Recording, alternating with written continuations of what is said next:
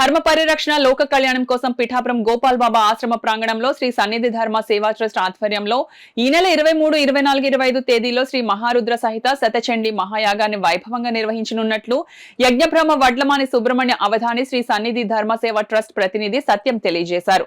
పిఠాపురం గోపాల్ బాబా ఆశ్రమంలో ఏర్పాటు చేసిన మీడియా సమావేశంలో వారు ముందుగా కార్యక్రమానికి సంబంధించిన గోడ పత్రికలను కరపత్రాలను ఆవిష్కరించి యాగ కార్యక్రమం వివరాలను మీడియాకు వెల్లడించారు. ముఖ్యంగా భక్తుల యొక్క అభీష్టములను నెరవేర్చుకోవడానికి 108 యజ్ఞకుండాలు ఇక్కడ ప్రాంగణంలో అంతా కూడా ఏర్పాటు చేయడమైనటువంటిది. వారి యొక్క స్వహస్తములలో వర్ణభేదం లేకుండా, మతభేదం లేకుండా, జాతిభేదం లేకుండా, లింగభేదం లేకుండా ప్రతి ఒక్కరూ కూడా వారి స్వహస్తములతో ఈ యొక్క మహాయాగాన్ని వారు చేసుకునవచ్చు. కనుక ఈ కార్యక్రమంలో భక్తులందరూ కూడా అధిక సంఖ్యలో పాల్గొని, ఎందుకని అంటే ఇటువంటి మహాయాగాల్లో ఎవరికి వాళ్ళు చేసుకోవడం అనేటువంటిది చాలా వ్యయంతో కూడినటువంటి యొక్క పని.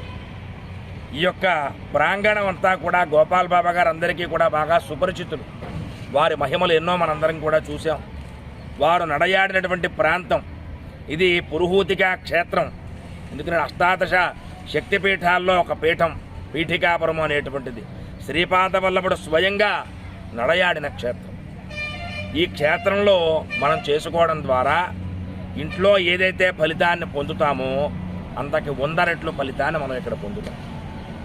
కనుక భక్తులందరూ కూడా ఈ అవకాశాన్ని వినియోగించుకుని ఈ యొక్క కార్యక్రమంలో పాల్గొని మీ యొక్క అభీష్టాలన్నీ కూడా నెరవేర్చుకోవలసిందిగా అందరినీ కూడా పేరు పేరున కోరుతూ దాదాపుగా 125 మంది ఋత్వికులు ఈ మహాక్రతువుని చేస్తున్నారు. ఇంతటి గొప్ప యాగం మొట్టమొదటిగా శ్రీ సన్నిధి ధర్మసేవా ట్రస్ట్ వారు మన పిఠాపురంలో మనందరికీ ఎంతో సుపరిచితం. ప్రపంచవ్యాప్తంగా ఈ రోజున పిఠాపురం అంటే తెలియని వారంటూ కూడా ఎవరూ లేరు. అంతటి గొప్ప క్షేత్రంలో మొట్టమొదటి యాగాన్ని ఇక్కడ చేస్తున్నారు. కాబట్టి ఇక్కడ ఉన్నవారంతా కూడా ఈ గొప్ప అవకాశాన్ని, సాక్షాత్తు ఆ ఆది పరాశక్తి ఇచ్చినటువంటి గొప్ప అవకాశాన్ని వినియోగించుకొని అందరూ కూడా విధిగా ఈ యాగంలో పాల్గొని ఆ అమ్మవారి యొక్క కృపకు పాత్రులు కాగండి. ముఖ్య రాష్ట్రం అంతా కూడా సస్యశ్యామలంగా ఉండాలని ఈ యాగాన్ని ఇక్కడ చేస్తున్నామండి. కాబట్టి మీరంతా కూడా ఈ సత్సంకల్పానికి ప్రోత్సాహాన్ని ఇచ్చి మీరందరూ కూడా విధిగా ఈ యాగంలో పాల్గొని ఇలాంటి యాగాలు మరింతగా మన రాష్ట్ర వ్యాప్తంగా చేయాలని మా సంకల్పం ఉంది. ఈ మొదటి యాగాన్ని మీరందరూ ఆశీర్వదించి మీరందరూ వచ్చి ఈ యాగంలో పాల్గొని అమ్మవారి యొక్క ఆశీస్సులు పొంది, అదేవిధంగా ఇక్కడ వచ్చిన వారందరికీ కూడా తీర్థప్రసాదాలు ఉన్నాయి, మధ్యాహ్నం అన్న సమారాధన ఉన్నది. కాబట్టి మీరందరూ కూడా ఈ ప్రసాదాలను స్వీకరించి ఇక్కడ ఉన్నటువంటి దాదాపు 50 మంది గురువులు ఎప్పుడు కూడా ఈ ప్రాంగణంలో ఉంటారండి.